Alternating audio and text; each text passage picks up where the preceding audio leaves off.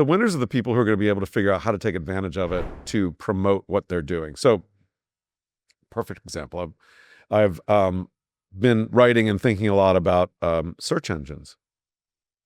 And Google, which is the search engine, right? At 80% of the search market share or whatever, they own advertising. Well, guess what AI is doing? AI, turns out, is a better search engine for a lot of things. And, you go in and you'd be like, oh my God, how do I change my light bulb? And, you get 27 ads in Google about light bulbs that you should buy or electricians that you should hire before you figure out, unscrew it, drop it, take another one and screw it in. But on AI, if you say AI, hey, AI, how do I change my light bulb? And AI is like, it'll tell you right away. And soon it'll probably be able to create a video of it happening for you, just for you. And it'll say, well, what kind of light do you have? It's like, oh, it's a ceiling light. It's, let me take a picture of it. Click. I was like, oh, that's a Honeywell X84322B. Here's what you need to do. You got to get this. Oh, this is the best light I'm going to order. It'll be Amazon. Will be here tomorrow. And then what you do is you got to take it, but make sure you have a ladder. And then here's how you do it. You push it and squeeze it and turn it. And here's a video of that happening. And it looks like your light in your house happening. And you're like, I can do that. So who gets disrupted there? Well, the people who teach you how to change light bulbs. It's a really bad example, but I'm going to keep going with it because there really aren't any. But the people that help you change light bulbs, but they do it with their own, like, I'm thinking about like a plumber, right? It's like, I'm going to teach you how to fix your sink, but it's the ones who are like, well, I'm just using this sink, but your sink looks nothing like my sink and your drains look nothing like my drains. But if I watch this, I think I can figure out how to do it. It's like, no, you're going to be able to create a video of my drain and and somebody cleaning it and how they do it or whatever. I don't know. Anyway, so the winners in many ways are the people who figure out how to get their videos and their content into this new form of search. Google just put an AI mode on every search engine results page, every search page. All the way on the left is AI mode. So if you search for like, how do I fix the clog in my toilet? That's a better example. I should have gone with that. How do I fix the clog in my toilet? And it'll give you the results. It'll give you 27 plumbers that you could call. But then over on the left is AI mode. Click that. I'll be like, here's how you do it. And that's a much better result. But if it says, here's how to do it, here's the products you should buy, here are the things that are important, it's doing that by finding trust and finding out what's out there and then giving you that. So how do you become a trusted source? And that's very different from, keyword loading and making sure the right topics when you put the text up there. And so the people that are figuring that out and getting themselves into those trusted set of responses for the queries that are most often done to AI search are the ones who are going to win, and they're going to win big and they're going to win soon.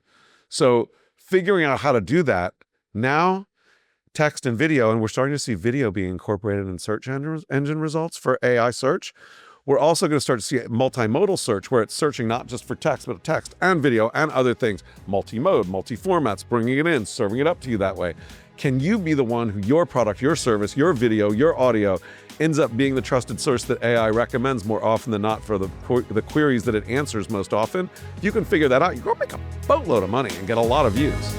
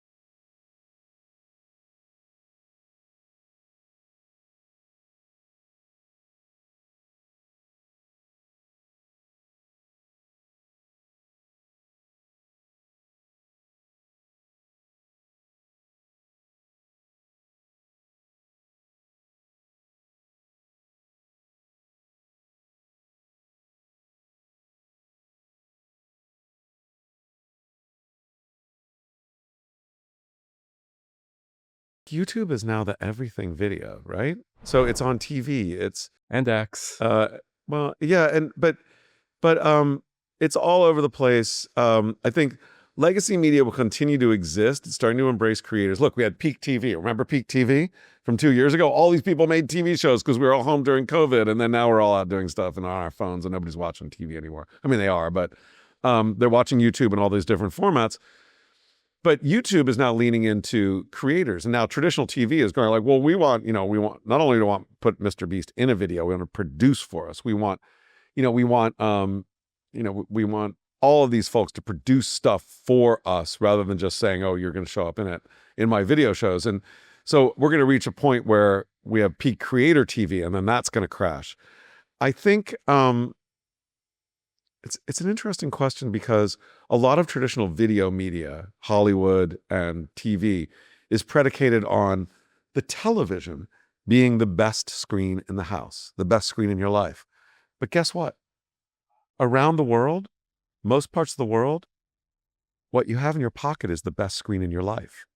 So the videos that are created and optimized for this, the way we do it and hold it, there's so many interesting things happening there. So micro dramas, right? Those micro dramas, Drama Fever, I think some others, Real Short, taking off. They're making so much money in certain parts of the world where people consume with this. But you go look at YouTube. What's YouTube focused on these days? That screen. So there's a lot of opportunity to engage people with video content here. And then, you know what? This is going away. And we're going to end up with other media. And so it might be the glasses that you have, which Apple's going to come up with glasses. And so if that's the case, I want a Pokemon with me at all times that gives me advice. I want Mimikyu, but it might be Snorlax, depending on how tired I am. But the other thing is like, okay, I'm walking into I'm at Web Summit. I'm walking around. I'm like, oh, do I know you? And up on my glasses comes, you went to high school together, dumbass. And I'm like, oh yeah, that's right. So those sorts of things and ways to engage are going to be really interesting. If there is a world, and I'm not saying it's our world, but there's a world where the Sphere, which is this amazing immersive experience for 18,000 people, gets to the point where every one of our houses, instead of our media room or our home theater, we have a home sphere where we can sit and have these engaging, interactive, like experiential stuff 360 with our families, our friends, or ourselves. So we're going to see new forms of media develop. We're not done making media. There are going to be different forms in different ways. You look at like OpenAI, they just gave $6 billion worth of their stock to Johnny Ive, who invented the iPhone, to start building devices for AI that are unobtrusive, that don't have a screen, that interact in different ways, that do different things. I don't know what they're going to be. I'm going to buy one, I'm sure. But there's so many interesting new ways that media is going to develop. So to say like, oh, winners, losers, this and that, I don't know what they are, but I know that they're going to be really, really fun and interesting and engaging. And